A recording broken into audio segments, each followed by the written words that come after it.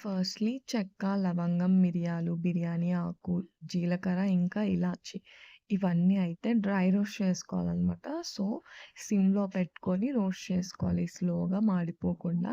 ఇంకా ఇందులోకి cashew nuts ఇలా బ్రౌన్ కలర్ వచ్చేదాకా యాడ్ చేసి ఫ్రై చేయాలనమాట. నెక్స్ట్ పాన్ తీసుకొని కొద్దిగా ఆయిల్ యాడ్ చేసి 2 లవంగం, చెక్క, ఇంకా ఒక బిర్యానీ ఆకు ఫ్రై చేయాలి. ఇంకా పుదీనా, కరివేపాకు అండ్ చిల్లీ ఇవి కూడా ఫ్రై చేయాలనమాట. సో, పుదీనా ఫస్టే ఫ్రై చేస్తే చేదు ఉండదనమాట.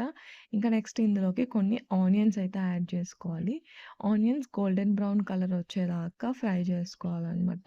వన్స్ గోల్డెన్ బ్రౌన్ కలర్ వచ్చిన తర్వాత అందులోకి అల్లం వెల్లుల్లి పేస్ట్ ఎయాలి. సో, అది పచ్చి వాసన పోయేదాకా ఫ్రై అవ్వాలనమాట. నెక్స్ట్ టమాటో అయితే యాడ్ చేసి కొద్దిసేపు మగ్గనివ్వాలి. ఇది కంప్లీట్‌గా సాఫ్ట్ అవ్వక్కర్లేదు.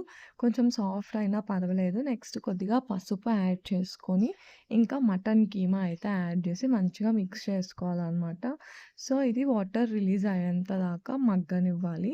అంతలోపు మనం ఫస్ట్ ఫ్రై చేసుకున్నది ఉంది కదా! సో, వాటినైతే పౌడర్ చేసేసుకుందాము. సో, దీనికి కొద్దిగా కొబ్బెర, ఇంకా ధనియాల పొడి అయితే యాడ్ చేసుకొని ఫైన్ పౌడర్ లాగా మిక్సీ అయితే పట్టుకోవాలనమాట.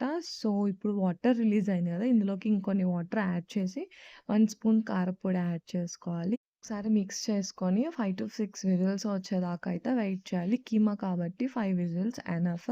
ఇంకా ఇందాక మనం గ్రైండ్ చేసుకున్న పౌడర్ యాడ్ చేసుకొని, కొత్తిమీర యాడ్ చేస్తే మన మటన్ కీమా రెడీ.